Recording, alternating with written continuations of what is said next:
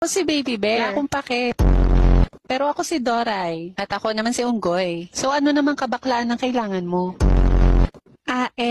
Gusto ko sana makauwi na sa amin at makita ang aking nanay at ang aking kapatid. Maaari niyo ba akong ihatid, ha? Sure. Oo naman. Yay! Group hug!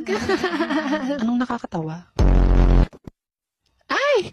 May pagong! Mukhang hindi sila makaalis kasi hindi niya magising yung anak niyang patanga-tanga. Tulungan natin gisingin ang kanyang anak. Isigaw natin na malakas. Gising pagong! Di ba sabi ko laksan nyo? Isa patang ina nyo. Gising pagong! Ayan, nagising na ang putat. Tara na.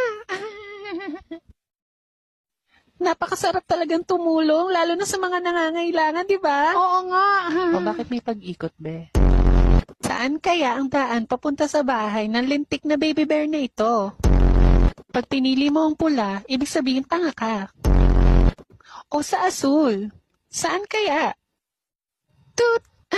Tama! Sa asul! Tara na, ihatid na natin ang mukhang unggoy na bear na ito. Oo nga, mas mukha pa siyang unggoy kesa sa akin. Ganon. Tara na. Mama! Mama! Andito na ako! Anak! Napabuka ka na ako eh. Saan ba ikaw galing? Ma, nagdala ako ng kakainin natin mamaya sa dinner, oh.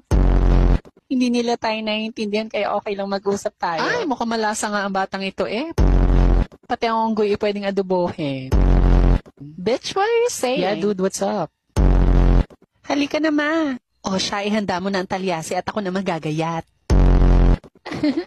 Oh my gosh, let's go.